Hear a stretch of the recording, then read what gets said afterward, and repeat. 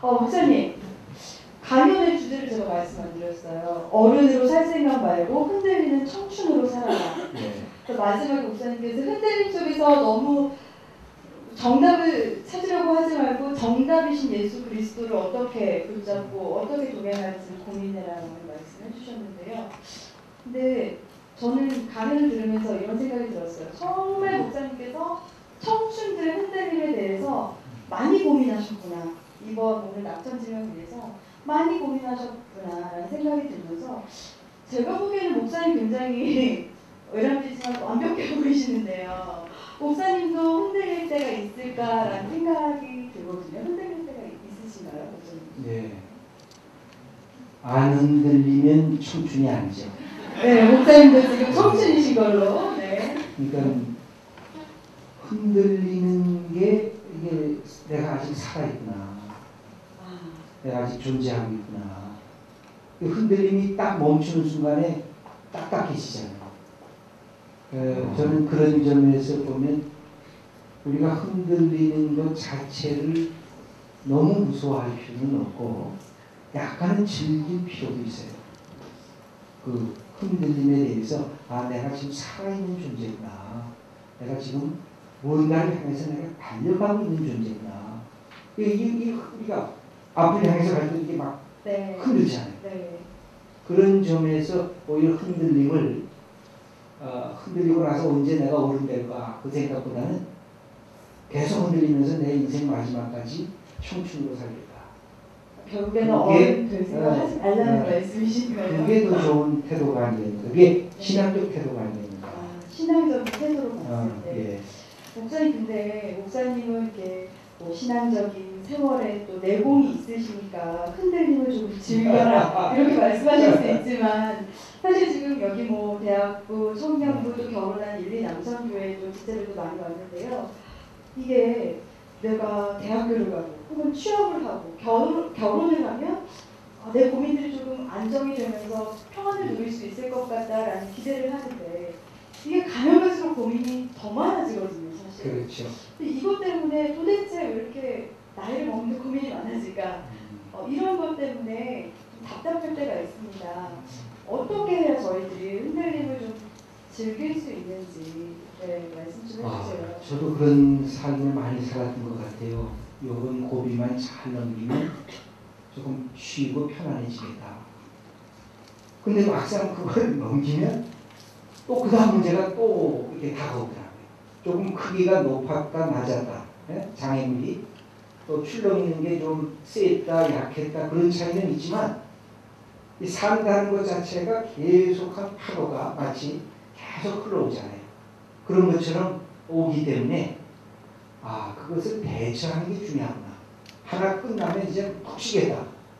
그 사고를 버려야 되겠구나 하는 판단을 했던 기억이 지금도 있고 지금도 또 역시 그렇습니다. 요 고비만 넘기면 이제 괜찮아지겠구나 하는데 그렇지가 않은 것 같아요. 그럼 목사님 최근에 가장 흔들리셨던 경험이 가장 큰 고비가 어떤 것이었어요? 뭘 얘기하는 거죠? 사실은 네. 제가 목사님이에요. 목사니까 목사에게는 목표가 있잖아요. 교회에 대한 목표, 우리 성도님들에 대한 목표. 그런데 그 목표를 내가 제대로 하고 있는가? 이것이 고민인 거예요. 말씀 증거한다 그러면 이 말씀이 정말 살아있는 말씀이 되고 성도님들을 변화시키고 하나님의 자녀들은 축복을 누리게 해야 되는 말씀인데 야, 너 그 정도 가지고 해서 되냐? 라고 하는 이 자책감이 있어요. 예수님을 닮아간다고 끊임없이 애를 쓰는데 예수님은 닮아가면 닮아갈수록 내가 못 닮아가는구나. 이런 데에 대한 절망감이 있고 그러니까 이 지금의 제가 흔들리는 가장 큰 것은 이 목표와 나 자신의 현실 그리고 내가 생각하는 소망교회의 아름다운 모습과 우리 현실적인 교회 안에서의 때로는 갈등도 있고 때로는 다툼도 있고 그런 게 여러분들도 그동안에 우리 소망교회에서 경험했던 저를 중심으로 해서 경험했던 때분들도 알잖아요. 그런 게 제게는 가장 큰 흔들림이죠. 이걸 어떻게 하나님이 원하시는 방법으로 넘어갈 수 있을까? 그런 것들이 개인의 고민이면서 제 자신 담임 목사로서 갖고 있는 공동체적인 아픔이고 고민이라고 할 수가 있습니다. 그래서 저희가 준비를 했습니다. 네. 네. 자, 청춘을 말하라. 청춘들에게 직접 여러분 고민을 들어봤습니다. 4위부터 하나 뜯어주시면 어떠실까요? 네. 목사님께서 그 4위 따닥 음악 나오기로 했죠. 네. 음악 나와요? 네, 따닥. 네, 따닥. 네, 패션 오브 크라이스트. 사실 김남주 교수는 목사님께서 말씀하신 대로 전형적인 범색인데 그런 분들도 굉장히 세상을 잘 살아가고 있는데 예수님을 모른 채로 살아가는 사람이 있는데 우리는 이렇게 복음을 알고 예수님을 찾아서 막 가는데 실패를 해요. 내 신앙이 지금 맞는 것인지 이런 질문을 하시는 분이 계시더라고요. 우리가 갖고 있는 신앙이라고 하는 것이 그것을 뛰어넘는 궁극성, 조금 말이 어려워지는데 궁극성과 관련이 됩니다. 아까 말한 죽음의 문제, 죄의 문제, 인생의 의미의 문제 이런 것과 비교할 때는 그것은 그 많은 것 중에 이 어떤 우리가 사는 일상적인 삶에서의 것들로 멈춰서 있다는 거죠.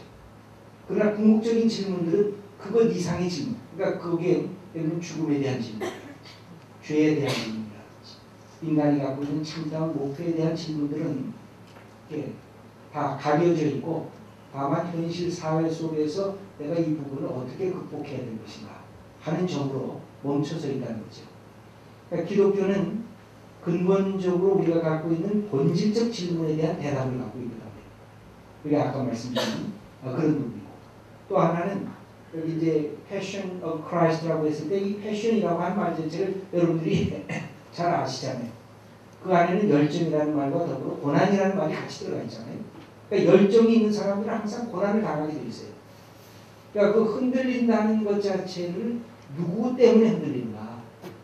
나 자신을 위해서 흔들리는 것은 이기적인 하나의 자리에 멈춰서인데 공동체를 위해서 내가 흔들리는 자리에 함께 들어가는 것은 그 거룩한 흔들림이 돼요. 그건 축복이 되는 거예요. 공동체가 살아나는 거죠. 그게 바로 예수님의 본질적인 패션인데 이분도 그런 아픔을 갖고 접근하는 거죠. 그러니까 그런 데 대한 하나의 인문학적인 제한성이라고 얘기할 수가 있고 그러나 귀한 거예요. 근데 그분이 이제 그런 질문이 있었죠. 김난도 교수에게도 예수님이 필요한가? 필요하죠.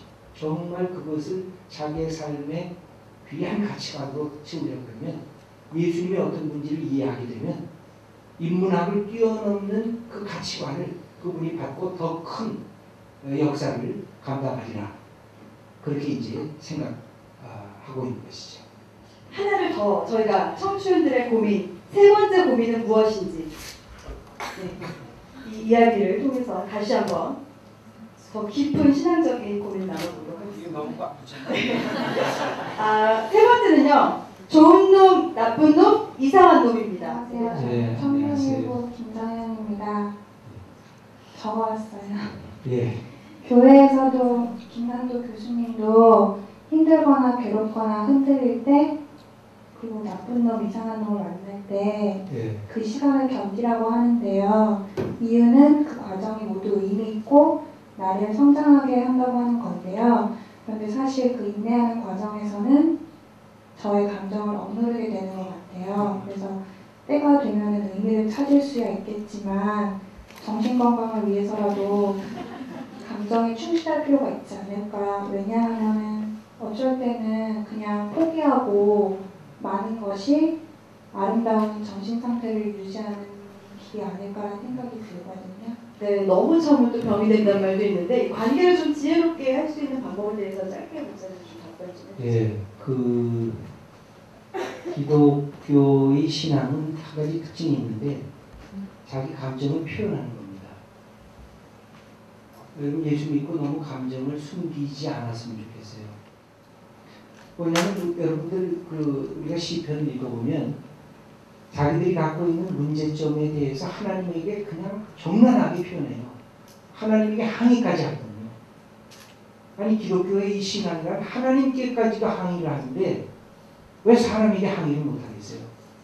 여러분 아버지나 어머니에 대해서도 그런 것이 있으면 우리는 그 생각이잖아요. 아버지 말하는데 무슨 내가 잔소리를 할까? 또 이거 하다가 야단이나 얻어맞지. 그러나 지혜롭게 할 필요가 있어요. 그러니까 아버지한테 단순하게 대든다, 어머니한테 대든다는 게 아니라 아버님이 그렇게 말씀하시니까 제 마음속에 이런 부분을 굉장히 큰 상처를 받았어요. 어떻게 딸한테 그런 욕을 하세요? 얘기를 하셔야 돼요. 친구나 부모님한테는 그게 좀 쉬울 것 같은데요. 아마 직장 상사가 만약에 나는 잘못한 게 하나도 없는데 너무 부조리하게 나를 막 억압한다. 이럴 경우에는 막 표현했다가 잘리면 어떡하죠? 네, 여러분들에게 그때 어떤 용기가 필요하냐면 참 그래요. 이게 쉽지는 않을 거예요. 근데 직장 상사도요. 골라가면서 사람을 골려요. 내가 딱 말하는데 꼼짝달싹 못할 사람을 순식간에 마치 표범처럼 인식을 하는 거예요. 상사들의 특징이 그런 게 있어요. 그러고는 요놈은 내가 아무리 별얘기를 해도 꼼짝달싹 못하는 거야. 그런 사람을 뭘로 만들어요? 호구로 만들어요. 호구가 뭔지 알아요? 호랑이 입 바둑을 두는 사람은 아는데 호구가 뭐예요? 거기다가 집어넣으면 따먹히는 자리예요. 그러니까 호구인 사람이 계속 인생을 호구로 살아요. 왜 그래? 자기 의견을 표시 안 해요. 그냥 나 죽사오니 하고 침묵만 지키기 때문에 문제가 발생할 수가 있어요. 그래서 정당하게 그냥 대항하라는 게 아니에요. 윗사람 그냥 무시하라는 뜻이 아니에요. 지혜가 있어야 돼요. 그러나 내 의견을 표시해야 되는데 이 부분이 나를 그렇게 억압을 하면 그 직업, 그 회사를 그만둘 각오까지 하고 이야기를 할 필요가 있죠. 이거는 인생에 하나님께서 그 회사만 내가 다니라고 하나님께서 예정하신 것이 없기 때문에 그래요. 그러잖아요. 하나님께서 나의 인생을 이끌어 가시는 것은 내가 하나님의 아들과 하나님의 딸답게 살기 원하는 것이지 남한테 구박받고 종처럼 노예처럼 살기를 하나님께서 원하시는 게 아니기 때문에 그래서 직장에 있어서도 적절하게 내 의견을 표시할 수 있어야 돼요. 이렇게 대하시는 것은 올바른 태도가 아니십니다. 나도 내 의견이 있고 나도 내 인격이 있습니다. 라고 표시할 필요가 있어요. 싸움하지 말고.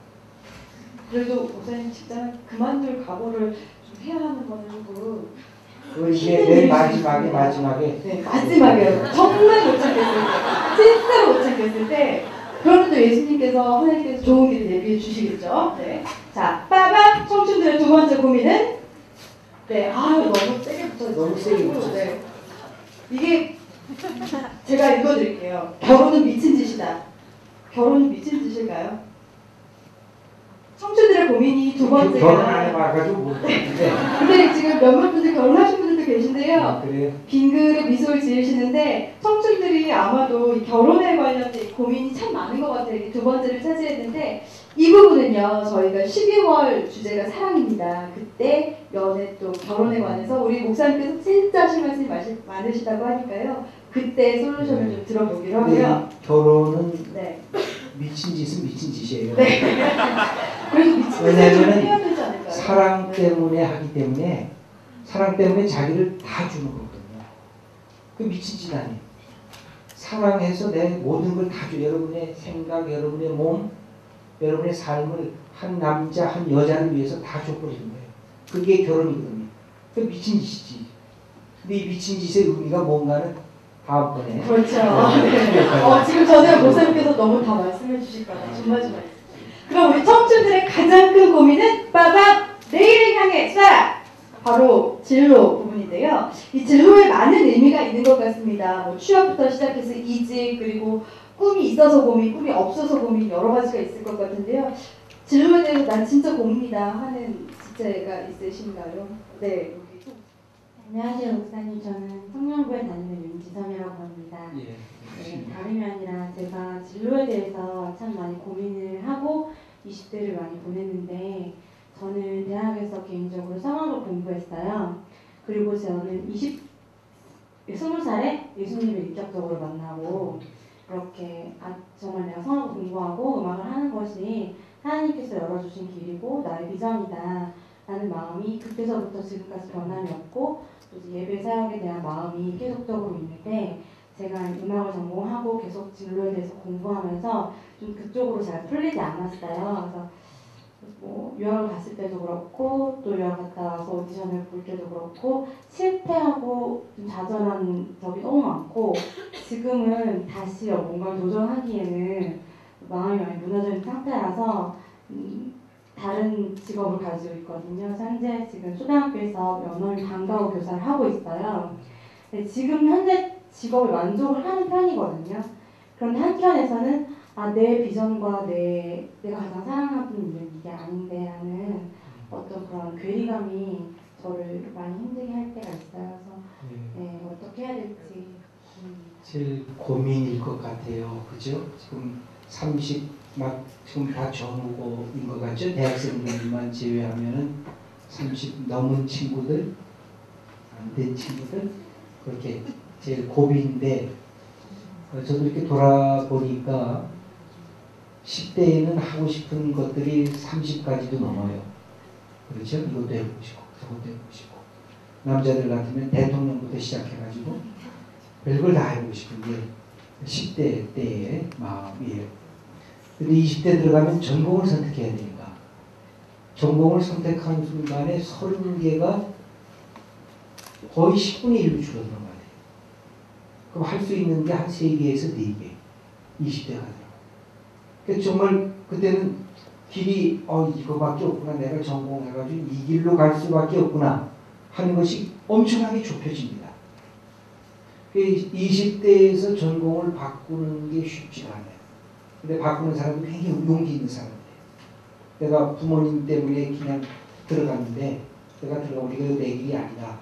그리고 바꾸는데 최근에 보니까 내년인가 내후년에는 문과 이과생을 아예 없애버리겠다는 얘기가 있어요. 이 대학교 들어갈 때 굉장히 혁신적인 지금 방향으로 지금 나가는데 그래서 대학교에서 전공을 결정할 수 있도록. 근데 이게 30대가 되보면 그 다음엔 갈 수 있는 방법이 하나 내지 둘로 줄어들어 버려요. 그만큼 아주 압축이 되는 거예요. 그건 뭐냐면 이미 후배들은 막 뒤따라 올라가고 있고 선배들은 막 앞서가서 막 뛰어가고 있고 내가 뭘 해야 될까? 이제 그런 속에서도 저는 정말 마음속에 있는 가능성이 있다고 생각해요. 그건 뭐냐면 정말 내가 이것을 해야 되겠는가 하는 거. 평생. 그게 언제까지 가능하다고 생각하면 30대까지 가능하다고 생각해요. 그 30대가 저는 마지막으로 준비하는 시간인 것 같아요. 우리 인생을 쭉 이렇게 40부터 본격적으로 내가 할 수 있는 현장에 뛰어들어갈 수 있다고 하면 30대에 내가 가야 할 목표 또 내가 하나님 앞에 약속했던 꿈꾸었던 것들 그런 거를 위해서 달려갈 수 있는 마지막 시간이 30대예요. 그 30대에 내가 할 수 있는 것을 하기 위해서 몇 가지가 필요한 게 있어요. 첫째는 전문성과 탁월성에 대해서 이거는 무지무지하게 노력을 해야 돼요. 이 노력을 안 하면 결국 내가 목표하려고 하는 그 자리까지 가기가 너무 어려운 거예요. 그러니까 그게 배우는 거죠. 여러분 아까 내가 흔들린다는 게 두 가지 점에서 흔들리는데 하나는 목표와 현실의 괴리 때문에 흔들려요. 이게 너무 갭이 크기 때문에. 두 번째 흔들리는 이유는 내가 해야 할 마땅한 나와 지금 내가 갖고 있는 내가 일치가 안 될 때, 그러니까 자기 통제가 안 될 때. 오늘 내일 지금 시험인데 오늘 놀고 싶단 말이에요. 오늘 영화관 가고 싶거든. 그러고 나서 내일 딱 되면 참 미련한구만. 공부를 해야지 어디 영화관을 가냐. 이렇게 자책하면서 자기 실존이 흔들려요. 자기 통제가 안 된대요. 그러니까 이게 우리의 흔들리는 목표와 현실과의 괴리. 내가 스스로 나를 통제 못할 때의 괴리. 이것을 극복하는 것이 바로 이게 자기의 탁월성을 준비하는 달란트를 개발합니다. 그러니까 성경도 그렇잖아요. 한 달란트, 두 달란트, 다섯 달란트 집어넣었을 때 한 달란트는 어떻게 했어요? 땅속에다 감춰뒀어요. 뭐 하나님이 다 알아서 하겠지. 근데 두 달란트, 다섯 달란트는 어떻게 했어요? 곧이라는 말이 나와요. immediately. 곧 어떻게 했어요? 나가서 장사했어요.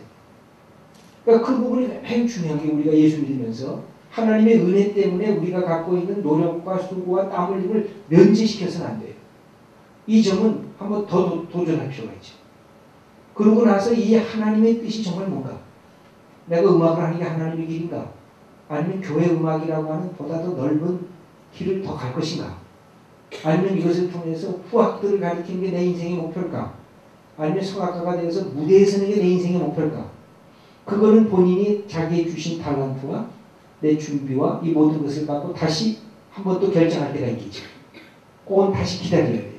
그러니까 이 기다림과 현실의 수고와 땀 흘림과 노력, 이것을 어떻게 적절하게 배분하느냐. 근데 거기에 참 중요한 거, 여러분 아웃라이어라는 책 있잖아요.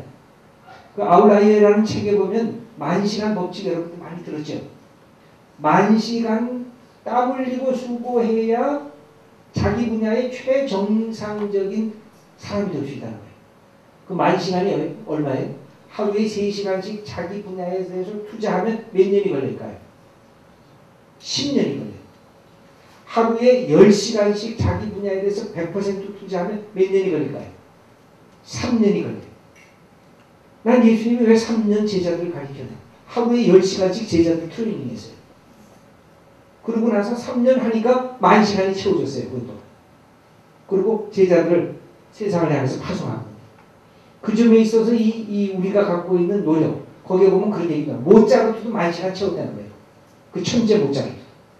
그럴 때 그에게서 멋진 음악이 작곡이 되기 시작했다는 거예요. 이 부분은 우리 청년들이 지금 너무 빨리 포기하지 말고, 지금 난 이제 30대 됐으니까 아이고 내가 뭐 더 공부하랴. 죽을 때까지 공부해야 돼요. 탈무드에 그랬잖아요. 제일 지혜로운 자는 평생 배운 자라. 그러니까 이 목표를 갖고 지금 갖고 있는 것 너무 자기 실력이 흔들린다고 생각하지 말고, 여기에서 이 흔들리면서 어떻게 더 내가 한 걸음 더 나갈 것인가. 그것을 몇 가지 관점을 갖고 다시 한번 부딪혀볼 필요가 있어요. 그래도 내가 이 일이 내 적성에 맞는다. 오케이. 나는 한 단계 업그레이드도 할 수도 있다. 그것도 오케이. 예. 네. 지금 내가 있는 자리에서 10,000시간의 법칙을 실현하면서 내가 가진 꿈을 실현할 수 있는 기회가 올 것인지, 그것 방향이 또 방법이 꼭 한 가지만 있는 것인지 또 다른 방법이 올 것인지 기다리면서 계속 꿈을 꾸라야 돼. 포기하지 말고. 그리고 그런 말씀 기본적으로 40까지는 그렇게 해볼 필요가 있어요. 그런데 40이 넘어서도 새로운 것을 새롭게 시작하는 분들이 있어요. 굉장한 분들입니다. 정말 굉장한 분들. 그 막 축하해 줄 분들. 거기에는 인생의 모든 것을 반추하면서 내가 왜 이렇게 새롭게 해야 되는지 거기에 대한 자기 이유가 있는 분들이에요. 그러니까 오히려 그런 분들을 막 격려해 줄 필요가 있습니다. 네, 저희가 내 생각으로 이 나이쯤 됐으면 청춘은 좀 지나갔지라는 생각을 제한하지 말고 계속 꿈을 꾸라는 그런 좀 실제적인 방법론적인 것도 말씀을 해주신 것 같은데요. 저희 낙천지명의 구호는 이겁니다. 하나님을 향해 하나님과 함께 세상을 향해 낙천지명인데요.